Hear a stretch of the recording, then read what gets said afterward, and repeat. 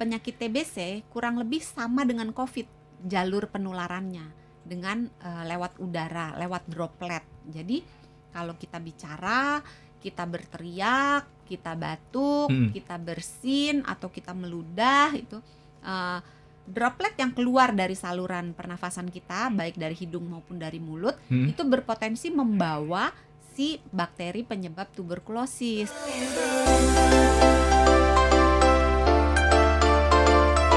Bener nggak sih dok? Ini ada yang khawatir, ada yang insecure.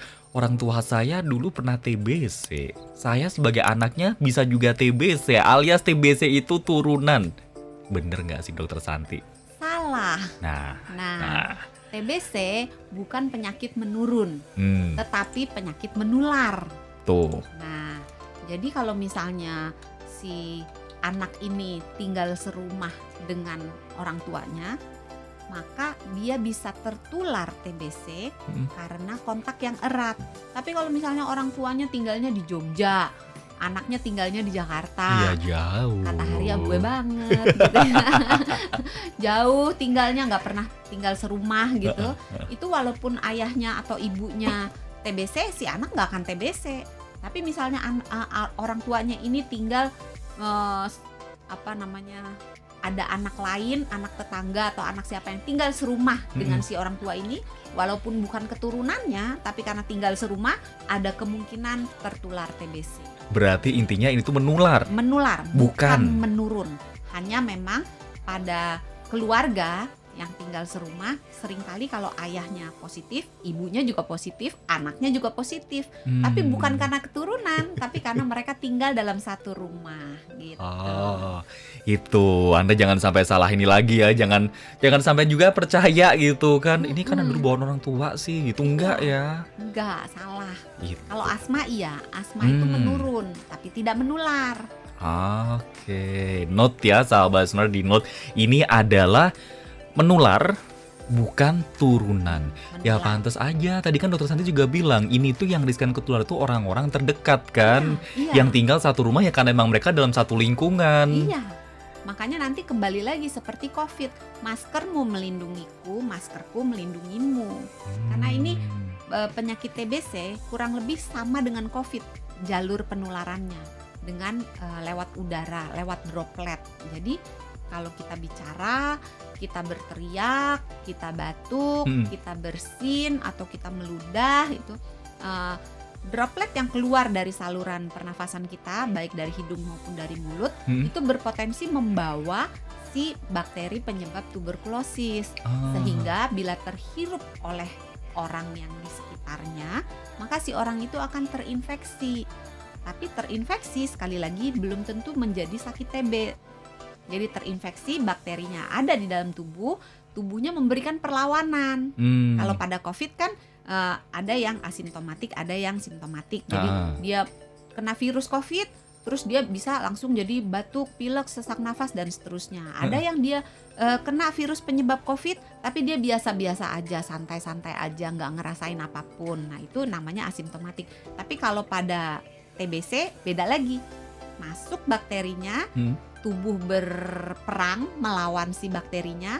Kalau tubuhnya menang, maka bakteri-bakteri yang masuk ke dalamnya itu akan dikurung, dipenjara, dibungkus, diselaputi oleh sel-sel imunitas tubuh sehingga tidak berpotensi menimbulkan sakit, alias impoten. Dia diem-diem aja, jadi anak baik-baik dikurung, menunggu sampai satu saat tubuhnya, daya tahan tubuhnya turun. Dia akan bangkit, berkembang biak, bertambah banyak, kemudian menyebabkan sakit TBC. Itu. Mitos yang kedua, katanya cuma orang yang kurus doang yang bisa kena TBC. Yang badannya berlebih itu aman. Nggak mungkin TBC gitu ya. Iya, Jadi bener nggak orang nih? yang gemuk nggak mungkin TBC, salah. Salah juga, Salah juga. Karena sakit TBC pada awal-awal penyakitnya itu belum menyebabkan penurunan berat badan yang berarti. Jadi kadang-kadang orangnya juga nggak ngeh gitu. Nah, dengan berjalan waktu, makin banyak si bakterinya yang berkembang biak menggerogoti, maka makin banyak penurunan berat badan, orangnya akan makin merasakan, oh iya ya berat badannya turun. Tapi pada awal-awal tidak bisa dibedakan. Oke. Hanya mitos. mitos ya. Jadi jangan kemudian juga nganggap sepele gitu. Iya. Aman kok gitu. Aku batuk biasa doang, batuk biasa doang gitu. Batuk gatel tenggorokan, kurang minum. Bukan begitu juga. Dokter Santi, ini kita langsung ke beberapa pertanyaan yang udah masuk Yuk. ya. Yang pertama ada pertanyaan dari sebentar. Tadi ada Ibu Putri. Dokter, ini aduh sebentar ini malah ke exit. Pertanyaan dari Ibu Putri, dokter, bulan September tahun lalu ini terkena TB kelenjar. Ini benjolan di leher saya sangat kecil, bahkan cuma terasa kalau disentuh. Kalau dilihat secara kasat mata nggak kelihatan. Saya juga patuh minum obat selama 3 bulan awal, tapi kemudian berada pada titik jenuh dan juga trauma menelan obat karena obatnya ini berbau tajam dan rasanya bikin mual. Ini akhirnya selalu memuntahkan obat atau vitamin apapun yang diminum, sampai akhirnya berhenti mengkonsumsi obat TB tersebut. Ini kemudian apa yang kudu dilakukan ya dok ya? Tapi sebetulnya benjolan di leher pun udah nggak terlalu kerasa ini dokter. Nah ini contoh dari Contoh langsung ya. contoh langsung di mana merasakan betul-betul jenuh dan merasa sulit menelan obat karena mungkin kan tidak semua orang mampu menelan obat. Ada beberapa orang yang kalau nelen kudu pakai pisang misalnya, ditelan sama pisangnya. Ada yang bau, memang harus diakui bau obatnya tidak enak gitu ya. Dan efek sampingnya salah satunya mual seperti yang dirasakan Ibu Putri. Karena aromanya itu ya. Memang efek sampingnya mual, bukan karena aromanya, tapi memang dia menimbulkan rasa mual. Ada yang menimbulkan rasa sakit kepala, badan lemes, nggak enak dan sebagainya. Jadi memang efek samping itu harus diakui ada, tetapi bisa didiskusikan ke dokter yang merawat. Jadi misalnya gini, dok, saya minum obat ini rasanya kok mual. Nah nanti dokternya mungkin akan mengganti obatnya atau mengatur cara minum obatnya. Jadi mungkin nggak disatuin di satu hari, mungkin yang bikin mual ditaruhnya di malam, sehingga ketika mual kan orangnya lagi tidur gitu. Jadi ketika ada efek samping orangnya lagi tidur, mungkin diakalin seperti itu. Atau bila perlu diberikan obat anti mual. Tapi Ibu Putri jangan berhenti berobat karena 3 bulan ini belum cukup untuk mematikan kuman-kuman Mycobacterium tuberculosis. Jadi kumannya masih ada walaupun kelenjarnya kalau diraba udah nggak ada kan. Sekarang mungkin udah kempes gitu atau masih teraba tapi dikit banget. Tetap harus sampai selesai berobat, sampai satu paket pengobatan selesai dilakukan dan dokter sudah menyatakan oke, Ibu Putri boleh berhenti berobat, maka baru berhenti minum obat. Jadi ayo balik lagi ke dokternya. Jangan putus asa. Kalau seandainya obatnya besar ukurannya, coba didiskusikan kepada dokternya. Mungkin dokternya akan memilih merek, kan obat macam-macam ya pabriknya. Betul. Akan dipilihkan merek yang mengeluarkan obat dengan ukuran yang lebih kecil atau nanti dicarikan jalan. Ya, tapi tetap harus lanjut semangat, lanjut supaya jangan nanti kuman yang ada di dalam tubuh Ibu Putri berubah menjadi resisten. Si kuman kebal, lama-lama dikasih obat yang sekarang diminum udah nggak mempan. Jadi harus obat yang lebih ya? Mesti yang lebih kuat lagi obatnya. Nah kalau dikasih obat yang lebih kuat lagi nggak mempan juga, nanti lama-lama bakteri yang ada di dalam tubuh itu benar-benar tidak mempan dengan semua obat. Nah kalau udah kayak gitu tidak ada yang bisa dilakukan lagi selain ya berdoa. Yes. Jangan sampai kayak gitu. Dan menyedihkannya, bakteri yang kebal kan udah banyak ya. Tapi bakteri yang kebal dengan hampir semua obat ini udah mulai gejala angin-anginnya nih udah mulai banyak. Karena makin banyak orang yang berobat berhenti, terus dikasih obat lagi nggak mempan, naik lagi obat dosisnya. Lapis kedua yang lebih kuat, yang lebih ampuh, yang lebih sakti obatnya. Nggak mempan juga karena orangnya bosen lagi, berhenti lagi, lama-lama kumannya jadi sarjana.